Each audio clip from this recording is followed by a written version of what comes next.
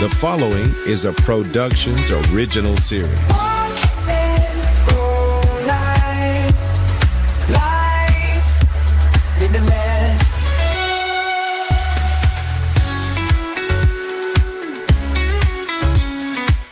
Hello and welcome to Walk and Roll Live. I'm Doug Vincent, joined by Addie Rich. Our podcast is dedicated to amplifying the voices of the disability community, and we do that every Tuesday around 3 o'clock, or whenever you get a chance to coming around and listening to it. I'm a polio survivor. Addie is a nut, but other than that... I'm a few screws loose, but, it's I have cerebral palsy. So I guess in the extra space, they forgot the screws. She said it, not I. Right. And she's running today. She's going from thing to thing to thing today. So we're going to get her in and out of here quick. But a couple of things I wanted to share with you. Well, I'll let you go first. Got anything exciting to share with us? It's really hot here. My sister's on her way. I'm super excited about that. Oh, very nice. Yep, they left yesterday, so they have made it to their first destination, and I think they're going to be in Sedona. Okay, quick recap. Your sister, do we give names? My sister, Amanda, is going on a grand adventure with my 16-year-old nephew and the dog. Right, but let's step back just a touch more. She has resigned from a position that she had for 20 years? 6 years. 26 years. Mm-hmm. First job out of high school. Well, she was still in high school when she got the job. When you got the job. Mm-hmm. And had that same position for 26 years and decided, I'm going to do something different with my life. Yeah, now's the time. So she's on the grand adventure. Addie calls that a plot twist. A plot twist, right? I do. This is a big one. Self-imposed. Really, yeah. Right? So I'm super excited. Yeah. If you want to figure out what she's doing, she has a new Instagram for it. It's called Little Rich Adventures. So she's going to post what they see out there on the road, her and her son? Yep. So they're going to do that, I guess, for a while and then settle someplace where he can go to school? Yes. Is that the plan? Yeah. So the plan is they have until school starts. He's actually going to do online school, but we do want to get him to a place that it's stationary, so it's not, trying to do school while on the road. But they're doing a grand adventure, and I'm slightly jealous, but the first part of the adventure is going from San Luis Obispo, where we grew up, to me in Georgia. Awesome. Great start. Well, I wanted to share something with you. Our friend, we talked about it last week, probably in the week before, Eric Aguilar, co-host for the first year or so on this program, and we talked about his fiance for all that time, and they've been together for a while, and they finally tied the knot this weekend. Yes, they did. That's right. That was the Saturday? Yes, it was this past Saturday, and it was awesome. I knew I would stay for the service and then kind of feel it out. I stayed until the last moment. It was awesome. His family, he's marrying into. They were just so gracious when I got there. Very nice. And this is the big, I don't want to bury the lead. The lead is they got married. It was beautiful. And, I'll lie. I got something in my eye and I don't know what happened, but I know, those teared allergies, up a little bit. Yeah, kicked allergies. Up right at the right allergies, time. That's it. They sneak up on you. So his new mother-in-law comes out and is telling this story about how they're riding along in the car and this song comes on and Eric just whoa, that's my jam. She's telling this story. And he turns up the radio, takes over her radio and turns up the radio and he starts singing along with the song. Well, she brings him out and he sings the song there at the wedding.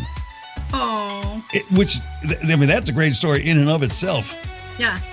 But here's the hot take, the spoiler alert. This dude can sing. Oh my goodness. That's yes, amazing. and now the audio isn't great here, but I had to, all this was unfolding quickly. I had to snatch up my phone. You're like, oh no! Yes. So especially when I heard him start singing, and I'm like, wow. So I had to record it, and here it is.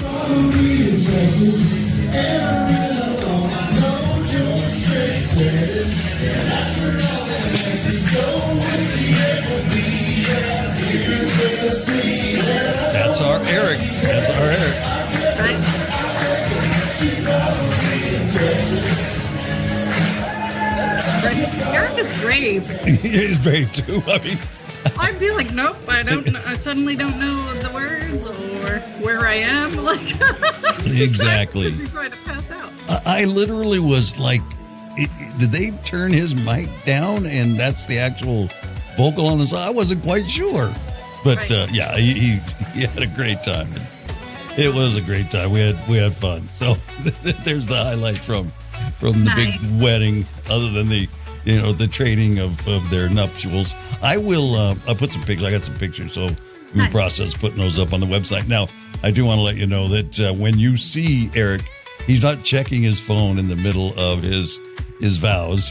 He's reading his vows off his phone. Right. And it looks like he's standing there in the middle like, of his "What are you wedding. doing, dude?" Yeah. Yeah. Hey, Right. you can look at your Instagram later. But yeah, that's what he Modern was doing. times, people don't have that little piece of paper that they had to tuck in their bra. Right. Write it on their It's like, hold palm. on, let me get my phone. Yeah. Yes, exactly. Yeah, totally. And then the other thing, I just wanted to mention briefly, and I put it up on TikTok if you want to check it out, and I believe maybe my Instagram too, but I went over to get my 6-month checkup on my van. They Oh, kinda- yeah. they, Holy, yeah. yeah, they loop up the ramp and all that. And the last time I was there 4 or 5 months ago, they were working on this van. I might have talked about it then. There was this brand new van that they just kind of like exploded and took all apart to customize it for somebody he's a quad. And so now I go back in and it's almost ready to be delivered. They have to do some test drives, but it's all buttoned up. So I took a video of that, and it is amazing. You saw it, right? Yeah, You've you seen sent already. it to me, and Yeah. I was like, of course, then I go into like my mind, and I'm like, okay, how could Righty do that? Because like for me, obviously the people that have never seen me, my CP is it shows on my right. So like everything, like right is basically, we always say it's on or it's off, and it has its own agenda. So like even with some of those adaptations that they made, I was like, I don't know if Righty would stay with the program or what would happen. Like, Yeah. I think that's the thing that all of us are so different, right? That we Yeah, need different things. I was like, even though like we've talked, it's probably exorbitantly expensive, the level of independence that person will have makes it totally worth it for them to invest in them. Well, to give you an idea, the van, I think they said was like $100, because they got the one with all the bells and whistles, everything. Yeah. So it was like $120,000, and the customization was another $100,000. No, that's And there's not many people that can do that kind of thing. well, I know. I was like, may I meet who bought this and owns this? Does he need a friend? Exactly. But the one of the gentlemen that works there at United Access, they farm him out. Like he goes to other United Access locations to work on projects because he's one of the few. He's gone through. So good. Yeah, he goes, gets trained. It takes the different trainings. It may take a week at a time when he gets trained. So so they do some great work. All right. That's all I think I've got for this segment of the program.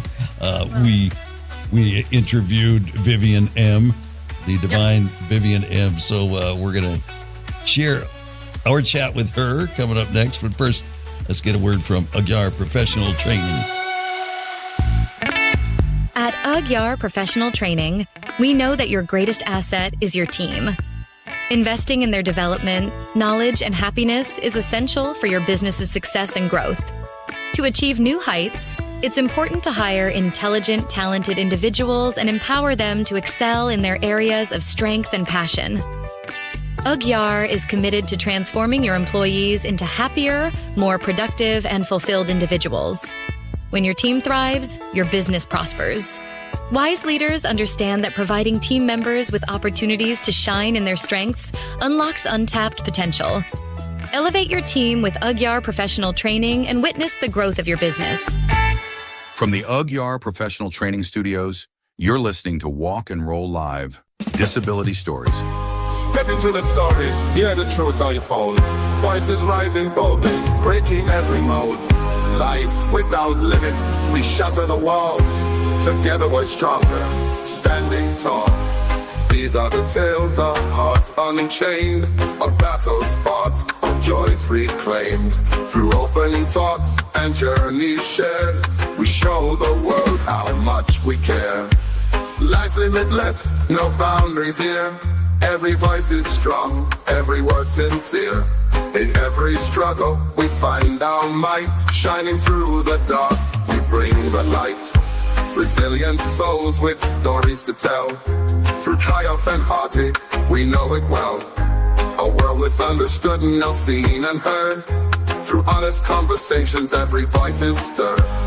These are the tales of hearts unchained, of battles fought, of joys reclaimed. And it's time for our interview on Walk and Roll Live. Thank you for joining us. Let's start with an introduction. We have the mysterious Vivian M. Even I don't know her last name. And I'm not kidding. But maybe today we can get her to reveal it. No, probably not. All right. No, probably not. Well, I met Vivian at the Abilities Expo this year and got to chatting with her and realized, which is no huge surprise. She's young, so she understands all this computer stuff and social media and all that. And the more I talked to her, I thought, I need help. So I invited her to, come as kind of like an intern, I guess, and help me out and tried to educate Doug a little bit more on this stuff. So she's been gracious enough to do that.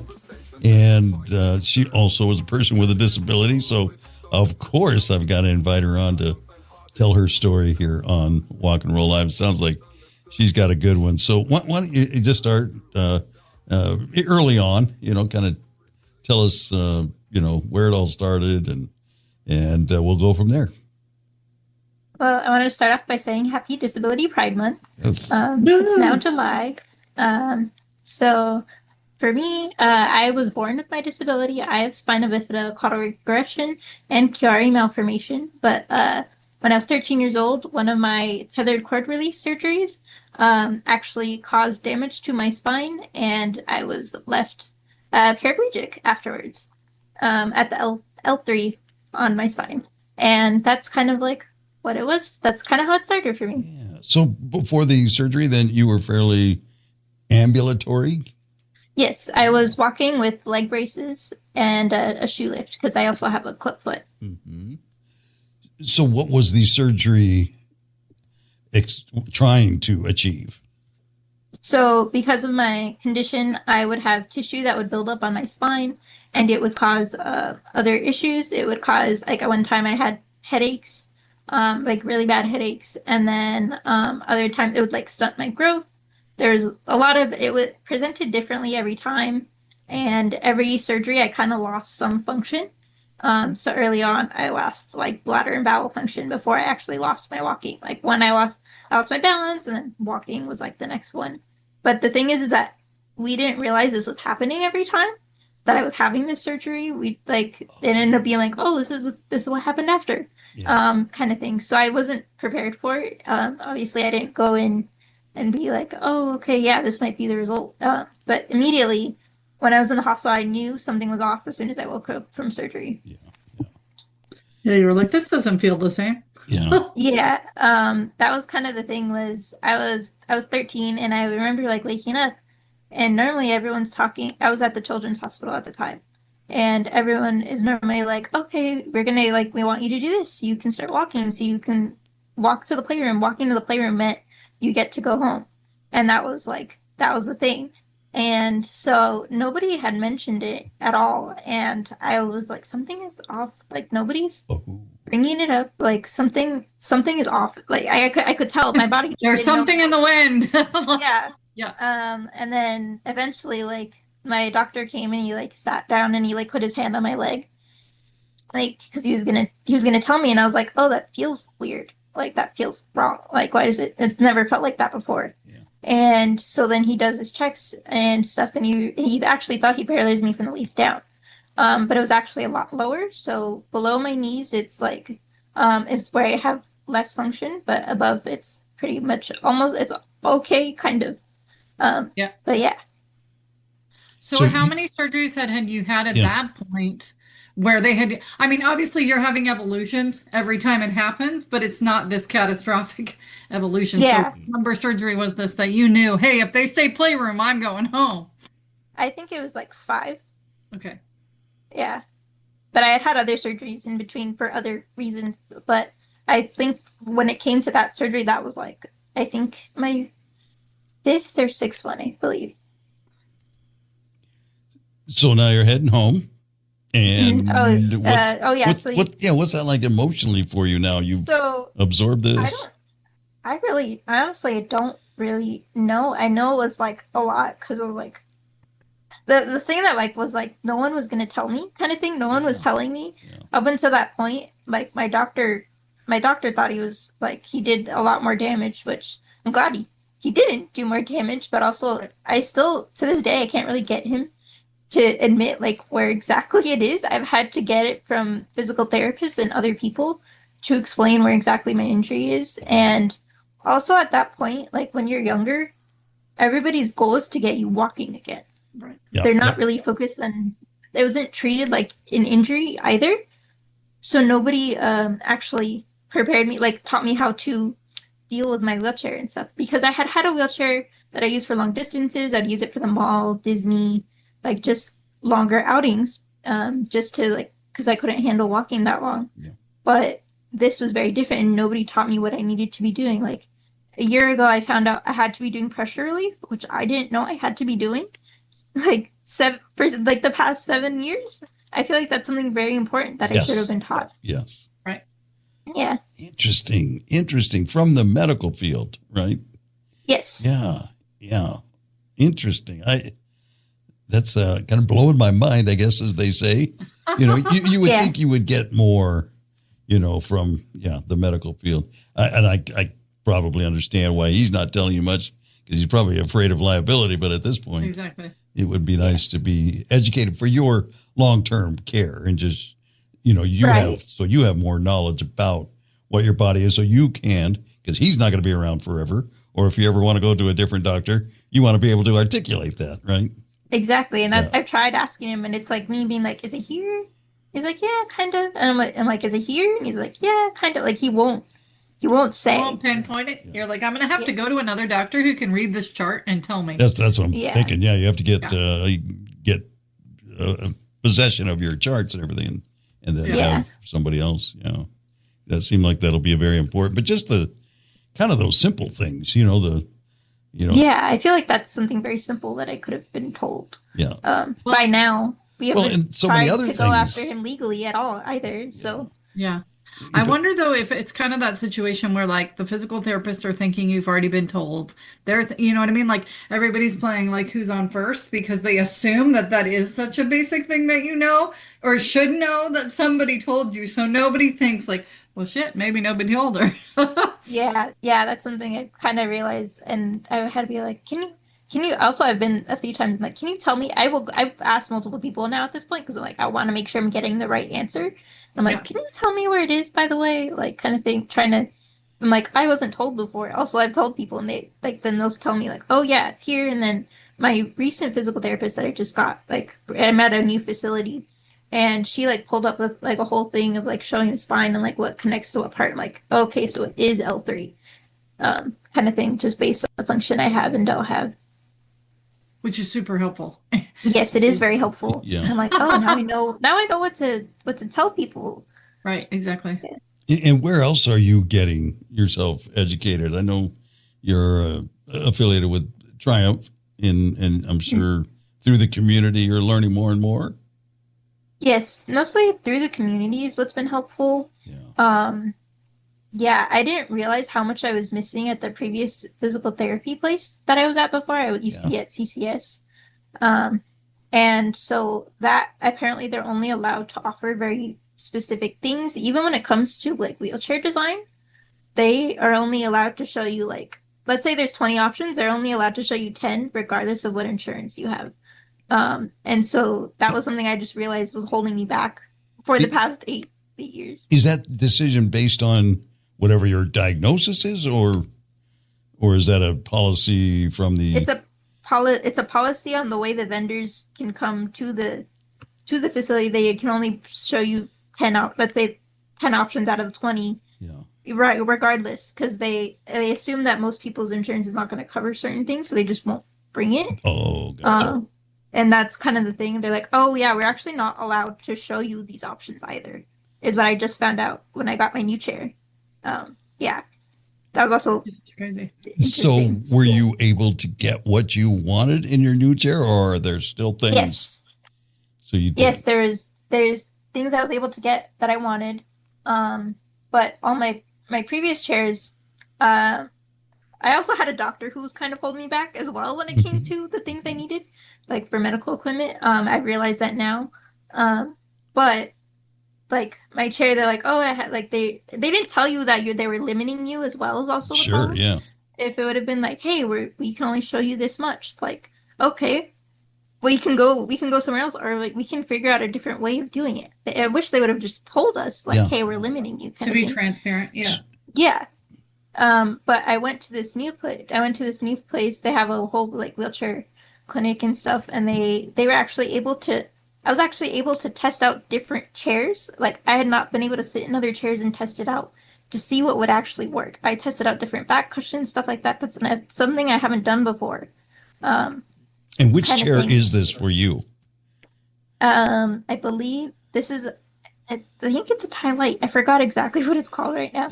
But this is like, what do you mean? Like how many chairs? Yeah, it how had? many chairs had you had previous to this one? I would maybe 4. Fourth, yeah. I would say 4. Yeah, because I had them for long distances, and obviously thinking about it now, like it makes sense that something that worked for me for long distances is not going to work for me full time. Every day, yeah. But we Right. didn't know that. Yeah. Well, and, you know, and that's why I asked, because I know I just got my third in, you know, over 20 years. Each one I probably had 10 years. Yeah. So this one I just got. And this was the first one that I was very intentional about what I wanted. You know, it took me that long to know exactly Yeah. what I didn't want and what I wanted. Yeah. Yeah. So, so yeah, it sometimes takes a while if you're doing it on your own, if people aren't advising you, right? Right. And I had- holding things from you. Yeah. Yeah. I went to my doctor 5 years ago. No, over 5 years ago now. Before my last chair, I was like, "Hey, I don't think this is working for me. Can I get something different?" He's like, "No, you need this." And I was like, "Okay, but I think this is what's gonna work." And he's like, "No, this is what you need." I'm like, "Okay, you're the doctor. You're the Yeah. expert here." Yeah. And yeah, and so I went, and that's what I had. And then now that I've gotten this chair, I'm like, it was this thing that I knew this long ago was But holding me just back. now getting Right. to Yeah. get it. Can you, maybe to help our listeners who are in a similar situation, can you give us some lessons that you've learned from that? You know, who do you talk to, or do you just have to be more assertive with your doctor and not, you know, You have not to just be, take you have their to be more opinion? assertive. Is definitely you have to be more assertive with your doctor. Yeah. You also have to realize, like, kind of when your doctor kind of has their own way of doing things, and Mhm. they can apply that to everyone. You have to realize when you are not like everyone else. That's something I've learned, is that I'm a complex case, and that's why I can't be treated the same way as everyone else. And so But we've said that from the beginning of this show, Viv, that, you know, even within the same diagnosis, people are so much different, right? Exactly. Yeah, so And I you think can't. that's the important thing, is like realizing, Also, hey, this doctor has a certain way of doing things that doesn't work. also, can I ask you, is this your primary, or is this a orthopedic doctor? This is an orthopedic. Orthopedic doctor, yeah, okay. Because sometimes, you know, like I've gone to my primary doctor to get the prescription that you need to get a wheelchair, and that's kind of all they do. They don't, because they're just a primary doctor, they don't know all the ins and outs of all of that. So you kind of rely on the professionals. But if you're orthopedic doctor, who I can imagine, you know, you're listening to their advice, you think that this is their area of expertise. So you're listening to them, but they still get kind of set in their ways, let's say, I guess, Exactly. to be kind. Exactly. And that's what it was. Because I should have known as soon as we heard this. So my leg braces, I have ones that go over the knee, and like they're very specific. And apparently and a bunch of doctors that I've like a bunch of other specialists I've seen like for physical therapy, they're like, oh yeah, it's this doctor's special. Like that's what that's literally That's the what they nickname. always order. Yeah. That's what they order for everyone, and I should have known that if this is what they're doing for these things, this is not gonna work. I should have known once we like learned that was like a nickname, I think. So we live in a world where we can get our hamburgers any way we want them, but our critical if you go to orthopedic specific people- devices, they're cookie cutting them. Oh yeah. Well, and I would assume, Viv, you've also learned that to not be afraid to advocate for yourself and change doctors if that doctor isn't a fit. They're not the only doctor that you could see. Yeah. But that's very difficult for a young person. For sure. You know. For sure. Yeah. That is something that I think we needed, like realizing that. Luckily, that doctor just retired in May. Yeah. So he is no longer my doctor. So I will not have him holding me back anymore. I found a new orthopedic actually through the community. Being involved with the community actually helped me find this doctor, and she's been super helpful. And she like immediately she saw my chair and she's like, oh yeah, this and this can all be fixed, kind of thing. Good. And that was something that was super like helpful. And I'm like, oh my gosh, finally someone who gets it. Also, she happens to be in a wheelchair as well, so that also that's awesome. I think is a factor that's that helps. awesome as well. Yeah. Well, you know, and not to that degree, but when I got this wheelchair, and I don't think I've ever mentioned their name because, you know, it's just unfortunate, but it took 10, 11 months. Mm. And I should have been more assertive. I should have been more of an advocate for myself.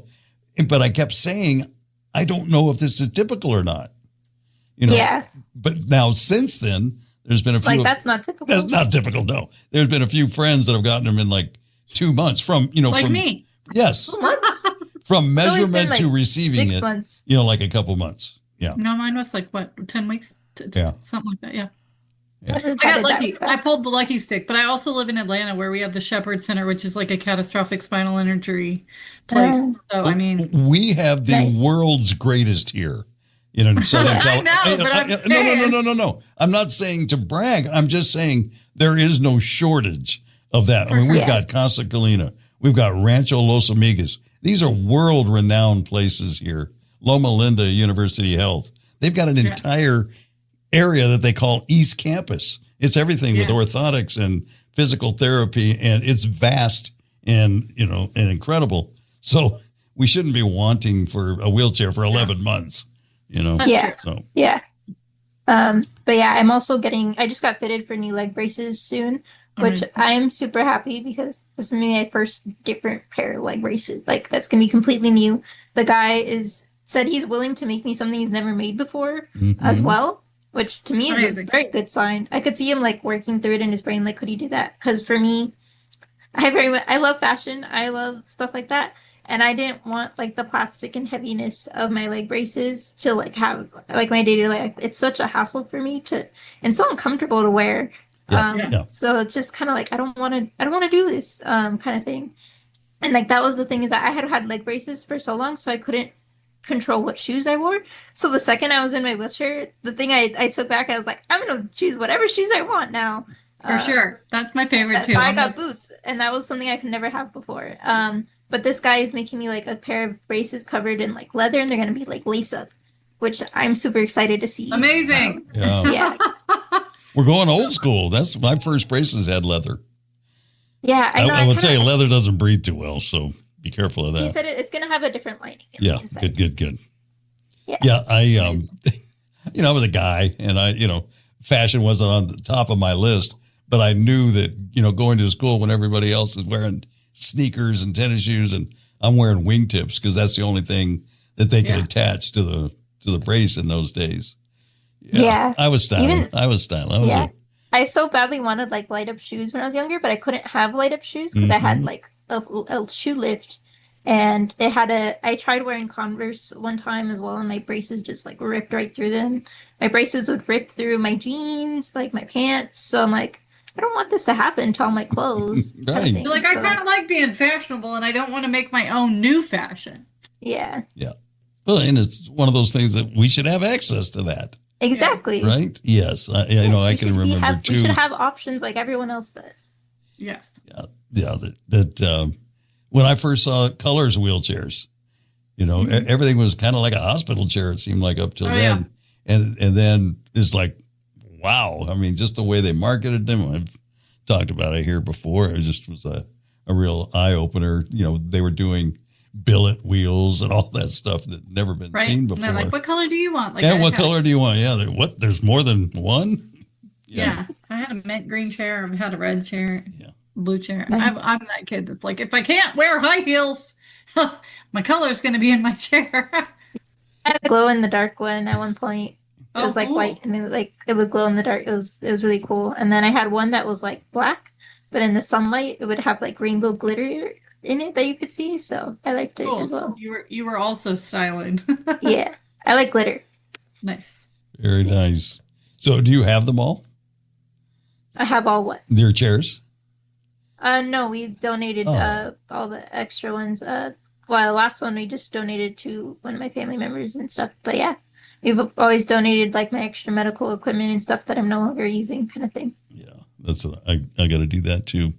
So and I have a wall full of braces, but braces are so specific. Those are a lot more specific than like chairs. But yeah, we always keep like one extra chair. Because my last chair broke like the last like month that I had it. Mm-hmm. Like it was just like rattling every time I rolled around. It made it harder to push. So we always keep like one chair, and then like once we get the next chair, and then we'll donate the other one, and then just do it that way. Yeah, chair and a spare. Nice to have a backup. Yeah, exactly. Absolutely.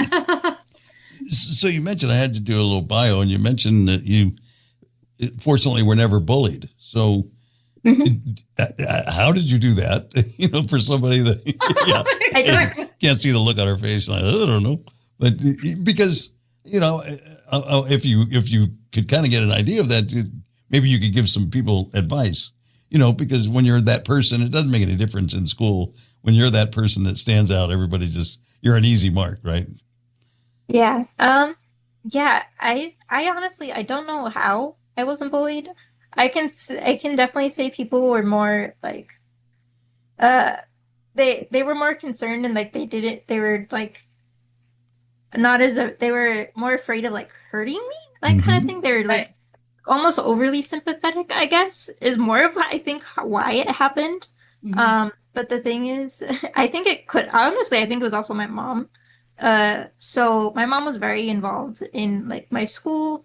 She like my whole like elementary school, like everyone like loved her, and like everyone knew my mom because she had I don't know if you know what a cricket machine is. It's a machine. It cuts out stuff. So she had one like a much older versions than the fancy ones they have now. So she came to my school like one time and like cut out each kid their own customized animal to put together. I would like teach my other class like on the end of the school year, end of semester. I would like teach them how to make crafts, kind of thing. So I was the one who was kind of like teaching other students how to do things sometimes, I guess. Yeah. I can see where that would work. That those things definitely helped me. You assimilated yourself as a leader, so they're like, oh well, we just don't mess with her. Now, were you mainstreamed, or were you in a different kind of school, or how was it? Yeah, I was in general ed. My whole life. I did have an IEP, and then I had switched to a 504. But then like middle school to high school, once I had my like injury, I wasn't able to attend school in person anymore, kind of thing. So that was definitely hard, and it's made it more of a struggle to interact with my peers a lot now. But like even when I would go back for like the days I would be able to go back, nobody treated me like, still nobody said anything, even people who I didn't grow up with. If anything, the people who I did go to elementary school with actually taught other students like to help me, kind of thing. Like I've gotten left on the second floor of my high school. I've got left behind during an earthquake drill, and it's always been the students who I could rely on to come to my aid, and not staff. Yeah, right. You're like, hey, anybody, yeah. I imagine though that like having your surgeries and changes in life, like that definitely hiccuped like a school year, right? Because you can't attend. Yeah, I did. We always try to schedule it so my surgeries were during the summer. And then like obviously at a certain point we didn't really have control as to when I wanted my surgery, like as in time of year kind of thing. Right. But when we could control it, it would definitely be during the summers, and I wouldn't miss school. Mm-hmm. And yeah. Yeah, that's when they did ours too. I know. I was like, it must be a disabled school schedule because me too. It's like June. June is exactly when I would have most of my surgery. Yeah, exactly. School's out on like the 1st. You're in for surgery on the 6th, so you have the 2 months of summer to get it together. Yeah. Not a whole lot of swimming in a cast. I know. Yeah. We always get screwed. Summer screwed. So we mentioned that you were, obviously you know about social media mostly just because you were born into that time, but you're pursuing it with an education, right? So you're going to go a little farther. Yes. I'm trying to get a social media marketing certificate currently because I know that that's going to allow me to have a job with what I'm capable of doing at the moment. Yeah. It's not my most desirable subject, but I know it's something that works for me and that I can hopefully do something with what I'm capable of right now. So what other things, if they were available, would you like to do?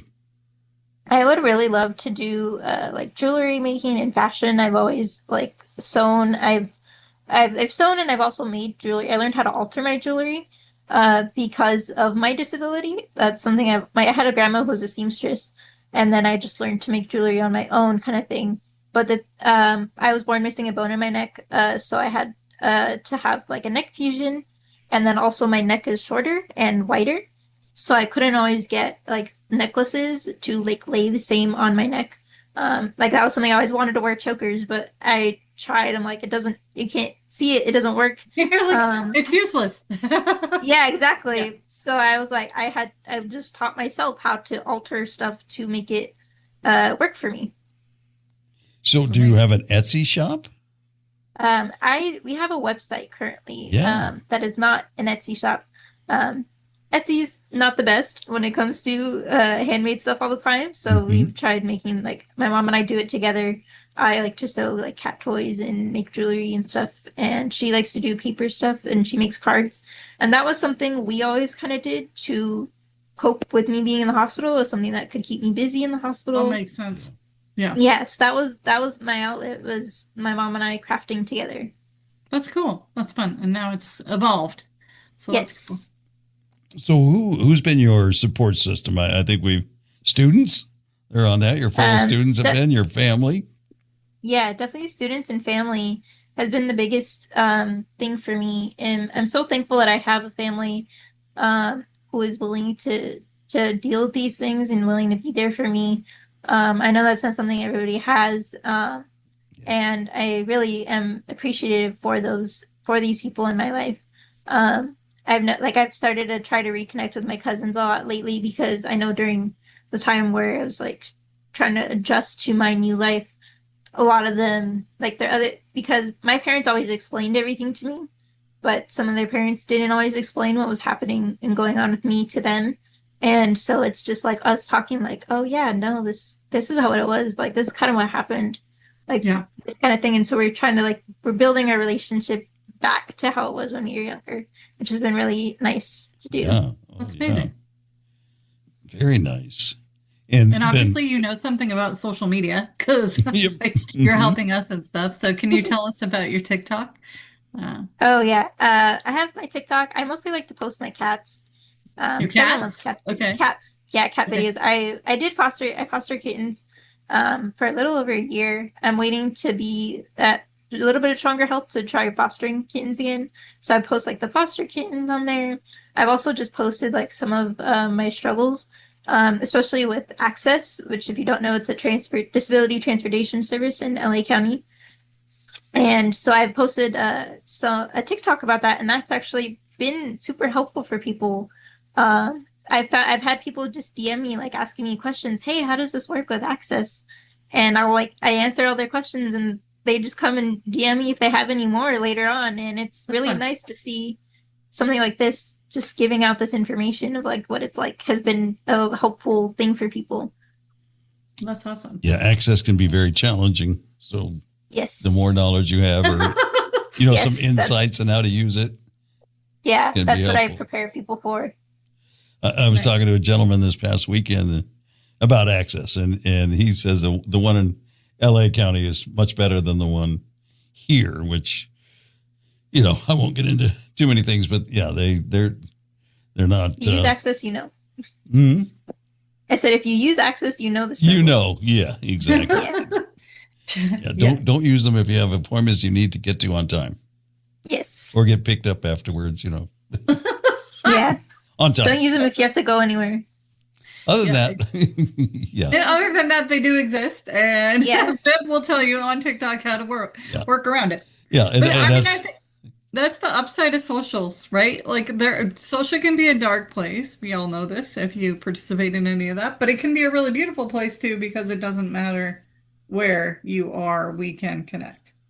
Yes, I know. It's helped me like realize some things as well, like especially when it comes to certain things I have that nobody's mentioned before. I'm like, oh, hey, this is not normal about my body. Maybe I should bring this up to my doctor to figure out what to do about this. And then they're like, oh yeah. I'm like, why didn't you say anything? Kind of thing. So that's something that's also kind of been helpful for me. you know, and I suddenly over the last few weeks I feel like I'm kind of on a crusade to encourage everybody to get involved with the community, because those are the kinds of things when you're with your people, you start to learn those kinds of things that you're not going to learn from your other friends as they're not going through those things. You know, pressure sores and all those things that you deal with, transfer techniques and in bowel issues, and it goes on and on and on. Yeah, I know. Like I have migraines as well. And one of my friends who also has migraines, they just showed me, hey, you can lower the brightness even more than you have it lowered. Because I already have it lower than it lets you go on your phone. Mm-hmm. And then they're like, oh, you can go even lower when it comes to the brightness. I'm like, oh, I didn't even know that. Thank you. Yeah. Little hacks. Yeah, exactly. Right? Yeah.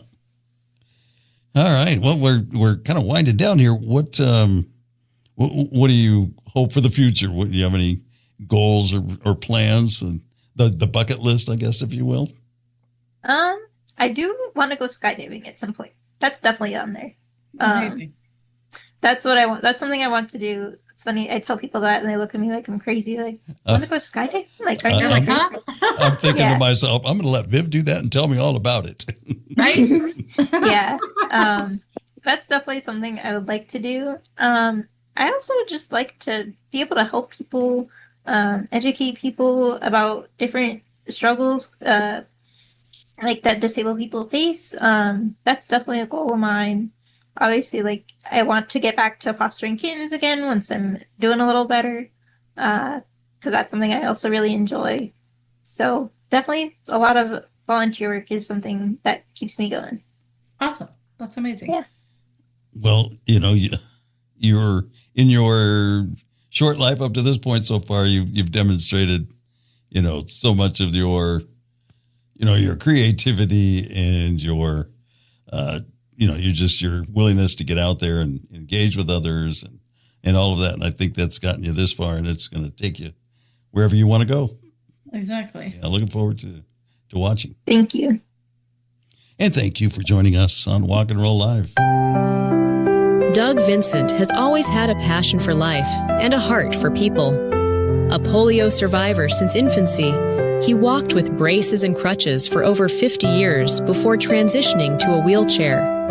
Through it all, Doug's spirit only grew stronger.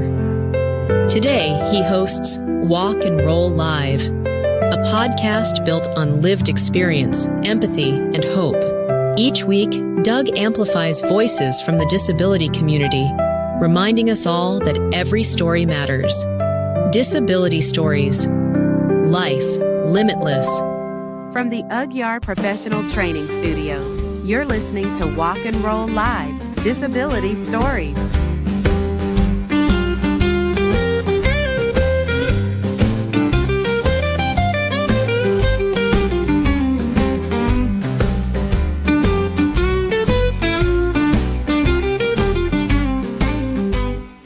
Well, now you probably see what I saw in her, right? Yeah, she's very sharp. And the thing I like about her is she is very encouraging to get me out of my comfort zone. You know, I probably, without her would have never done a live hit on TikTok or some of the other things she's gotten me to do. And not that I'm afraid to do them. It's just that I feel awkward doing them as an old man on TikTok, which is, it's for the kids, right? But I appreciate her for that. What do you think? Well, this has been so fun. I've been hearing about Vivian for weeks because obviously she's been helping you behind the scenes, and you know me and my woo-woo-ness of the universe. So I love that, like, you all got connected, that she has a skill set. She wants to, like, work on it. You needed help with it. You know, I'm the glorified IT department sometimes, Yeah. but I just don't have time to, like, do any marketing or other stuff. So it's cool that you found somebody else. And obviously we all know she's going to be my friend because she works in rescue. Yes, yeah. Because I'm on the dog side, she's on the cat side, but you know, it takes us all.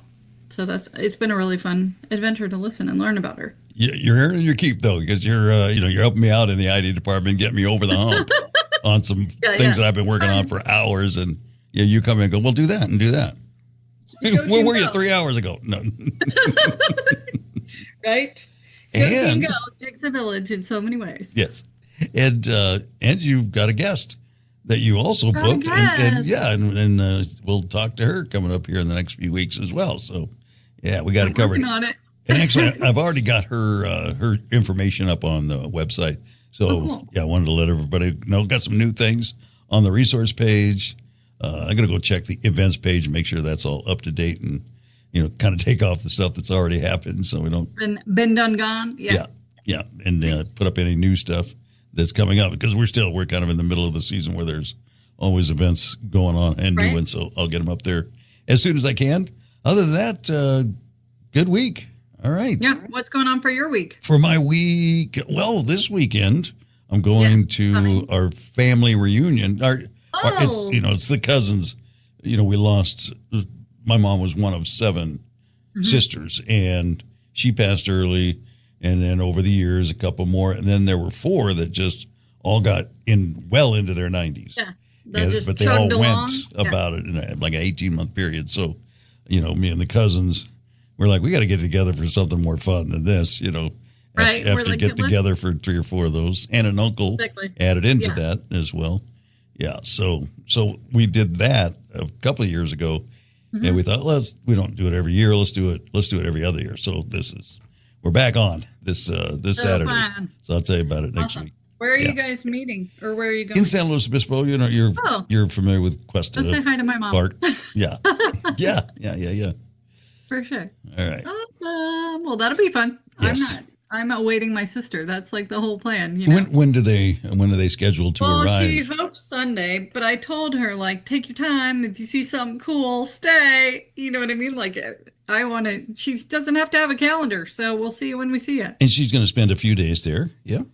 Mm-hmm. Right? Yeah. So she'll be probably till mid-August. This is where my mind is going. So will they spend a little time with us here on the show? I hope so. Yeah. We'll try to course her. She only has to walk from downstairs. So, I think it'll be a good idea. She can recap her adventures. We have that to look forward to. All right. Well, thank you very much. Thank you for listening. Thank you for listening. Like, subscribe, and do all the things. Press all the buttons. Come visit with us every week. Perfect. There you have it. We are done for this week. I'm your host, Doug Vincent, with Addie Rich from the Aguiar Professional Training Studio. This has been Walk and Roll Live, Disability Stories, Life Limitless. Walk and roll live.